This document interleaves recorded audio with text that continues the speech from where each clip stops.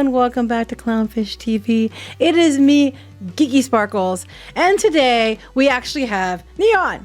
Hola. And it's not me pretending to be him. He sounds really bad. I sound terrible. But he's insisting on being in this video, so it is what it is. Yeah, I'm going to be in this video, and God, I apologize in advance. I do sound terrible. This is significantly better than it was 2 days ago, though, if you can believe that. Yeah, his voice kept cracking. Yeah, it was weird. It's like going through puberty again. That's right? That's what Pinky Boo said. Yes. So we're gonna talk about this situation, as I understand it, with Magic the Gathering, that a fan event. Again, as I understand it, because I'm not a huge Magic player, but we're looking at this in regards to, Wizards of the Coast and their Gestapo techniques. I guess we've been covering that for quite some time. And apparently now they're slapping these guys with non-disparagement clauses. In perpetuity. In perpetuity. So in other words, like if they're involved or they sign these papers, they are never, ever, ever, ever, ever allowed to say anything negative about Wizards of the Coast again, which I don't even know if that's legal. I mean, that sounds like a huge threat, but I don't know if it's legal. Well, I didn't sign any papers. Screw them. Yeah, this is actually very believable because I do know people who have worked closely with Wizards of the Coast, and they're not nice. I'm going to be honest; they're not a nice company. People that send Pinkertons after others aren't nice? Yeah, they're just not a nice company. And this was even, I think, before Hasbro got a hold of them. But their culture over there is. There's one of fear and intimidation while wearing the mask of being very progressive. Well, this doesn't. If that's what the perception is, this does not do much to dispel that perception. No, it does not. So let's talk about this before we get into it any further. Please subscribe for more pop culture news, views, and rants, guys. Yeah, woohoo if you do. Woohoo! I cannot give a woohoo. That's okay. I'll give one for you too. Woohoo! Or should you? Precious. Yeah, so I'm trying to follow this. There's a whole lot of drama around Magic the Gathering. What it sounds like from what we were talking about when you were telling me about it and reading through stuff, it sounds like basically there was like a fan group who had this first. Yeah. And then something happened because they banned a card or something, and then they were supposedly getting all these threats, which is convenient timing because they get all these threats and then the people behind it don't want to do it anymore just in time for WotC to take over. Yeah, so it's a little convenient. Yeah. I mean, I'm not saying it just seems convenient. So as I understand it, again, not being a huge Magic player, I haven't touched Magic to play it since like the late 90s, right? Well, you shouldn't touch Magic too much. You might go blind. I might. And also I'm going through puberty again. So, I might want to touch Magic. I don't know.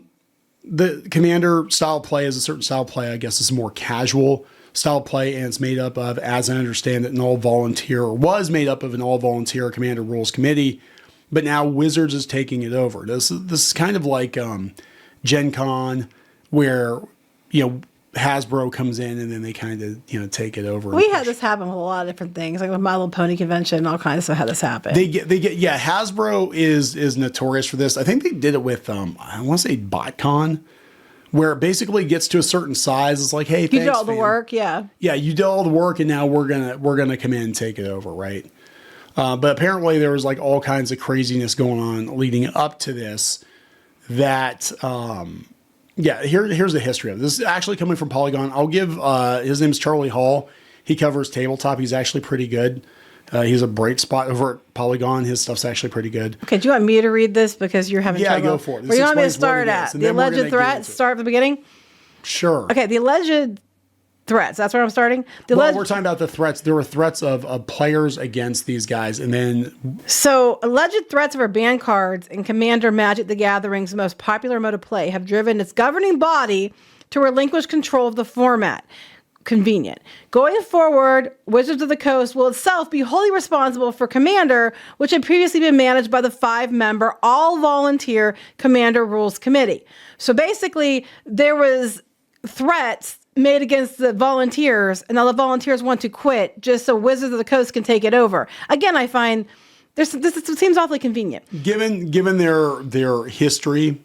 I'm not saying they did it. I'm just saying it seems convenient. The announcement was made Monday in separate statements by the Commander Rules Committee and Wizards of the Coast. Okay. As a result of the threats last week against RC members, it has become impossible for us to continue operating as an independent entity, the Commander RC said in a statement on Twitter. given that we have asked WotC to assume responsibility for Commander, and they will be making decisions and announcements going forward. So they asked WotC to take over after we got a bunch of threats that, okay. The alleged threats came last week in the days following the ban of 4 cards from Commander: Dockside Extortionist, Jeweled Lotus, Mana Crypt, and Nadu Winged Wisdom. Many of the Magic community lamented the massive changes their loss would bring to the format's meta strategies, while others noted that millions of dollars in cards had suddenly lost most, if not all, of their potential value on the secondary market. Yeah, that's not good. The tumult put the 5-member Commander RC in the hot seat. Why would they suddenly decide to ban these cards? Like, why? Like, what was the reasoning? Do we know?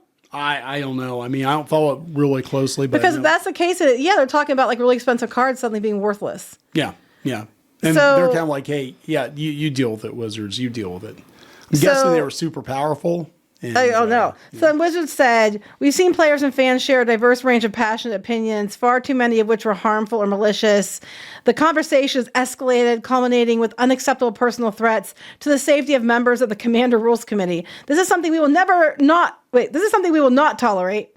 No matter how you feel about something in Magic, it is never appropriate to threaten somebody. Agreed. Everyone at Wizards of the Coast is united on this front. We will not hesitate to take action against individuals who threaten to harm community members or employees. Yeah. So community members got threatened. They're not saying why they decided to ban them. And Wizards of the Coast has suddenly shut up, take over, and make it about themselves again, or make sure that they're in charge of. It reminds me around where we were from.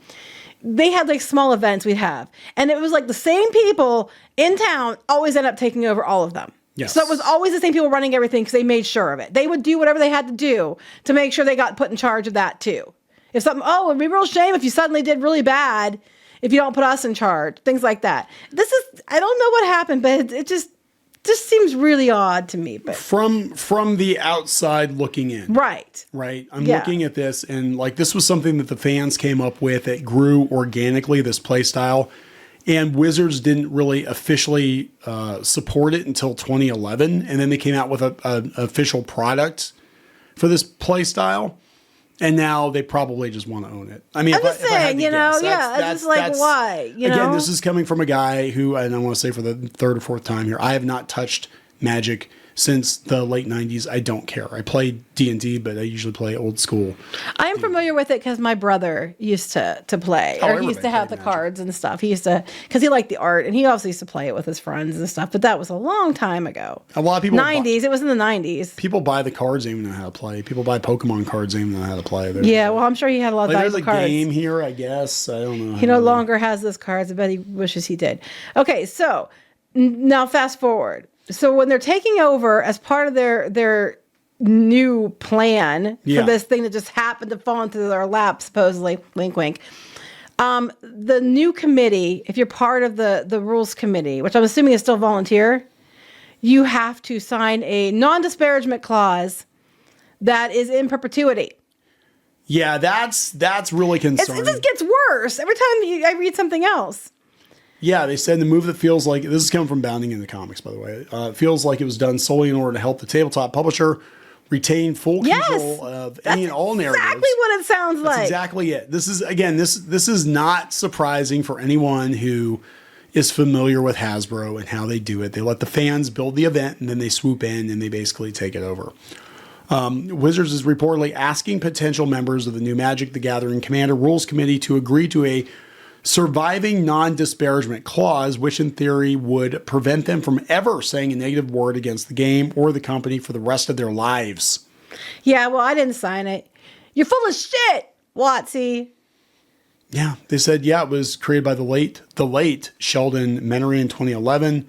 It began life as a completely fan-run format, and then they basically got involved and started making cards for it, right?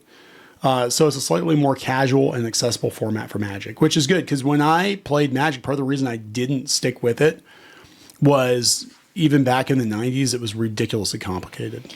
Okay, so here you're having trouble, so I'll see what I can do. Okay, so that was until September when the Commander player base found itself in an uproar after the format's unofficial official rules committee handed down a number of extremely controversial card bans. I still don't even know why. No one's saying, but they said they announced that WotC would be taking over and giving management of the Commander format to the game design team, which is the Coast. Commander has always been the community focused format. That's what we read that before. We've had some preliminary conversations already about what we would like to accomplish and have some ideas we will be rolling out together in the months to come. That's what that says. So keep going down. Fast forward to October, and according to a new report from the founder of the previous Commander Fan Rules Committee, Gavin Dugan, it seems WotC is moving along with their attempts to bring the format fully under their control. And he said it seems that rather than truly embracing the fan-centric nature of the format, Wizards is seeking to prevent anyone who may serve on the new official Commander Rules Committee from ever bad-mouthing any aspect of Magic, because it's not about you. They have now control of it. It was once what belonged to the fans is now, theirs. Yeah, they're going to now take it, and everything that you loved, all the freedom you had, you will no longer have. You will kneel. They are the Eye of Sauron, and they will make sure that you do everything that they want you to do. So apparently he put on Twitter, looking for input. The vendor contract for the Commander panel includes a surviving non-disparagement clause, which means it limits what I can say about them forever, even if the contract ends. I don't mind the NDC, but I'm uncomfortable with it in perpetuity. Thoughts?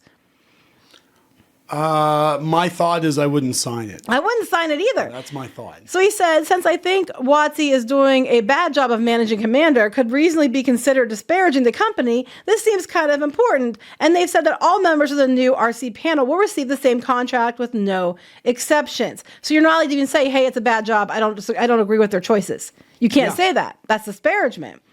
So he said, for the sake of clarity, I'm optimistic they will do a good job of it, but I want to preserve the right to be public with that opinion if it goes wrong. Well, who wouldn't want to be able to say what they thought?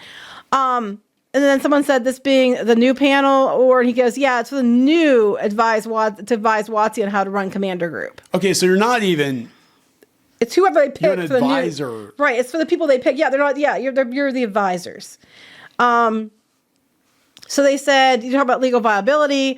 He said, my lawyer is looking into whether it's enforceable, but I'd rather not sign it at all. I was hoping they'd redline just as survivability for me or better everyone, but it looks like that's not on the table. So he basically said, I don't want to sign something in perpetuity. And they're basically saying that, no, you have to sign it. Everybody has to.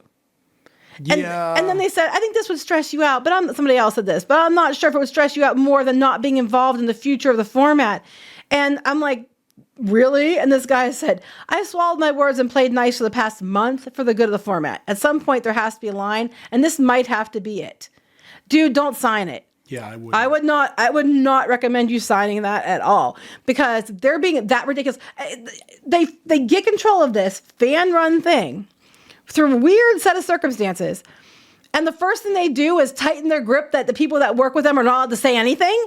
Yep. Doesn't that seem odd to anyone? Yeah, this is the problem. The problem is a lot of fans are such fans of properties or things that they can't recognize when the company that owns the IP for that thing has become corrupted and evil.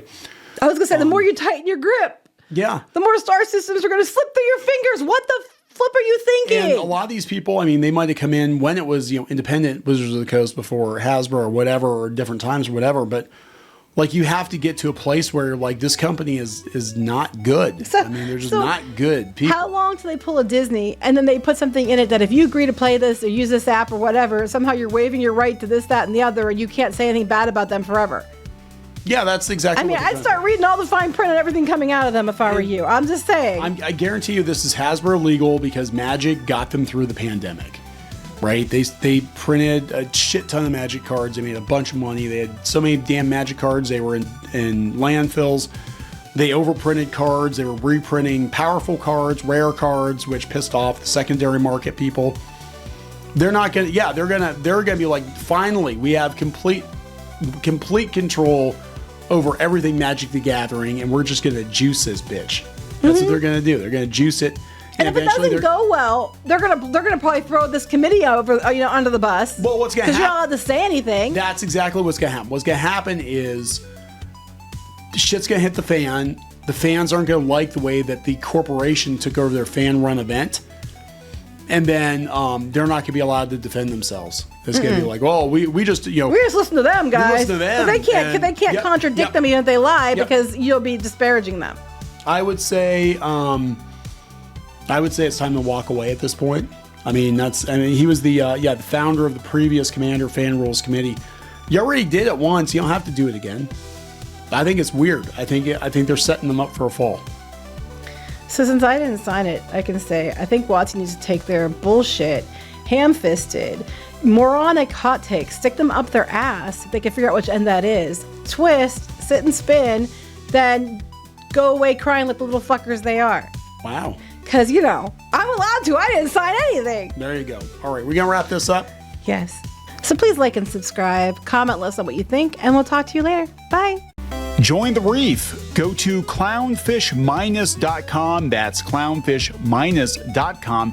You will get exclusive access to podcasts and videos and comic strips and more, as well as merch discounts. Check it out. If you were a member, you could get this t-shirt, this dismal t-shirt on our website. You'd get a 10% discount on that. You can also join in the community on clownfish-.com. Thank you so much for the support.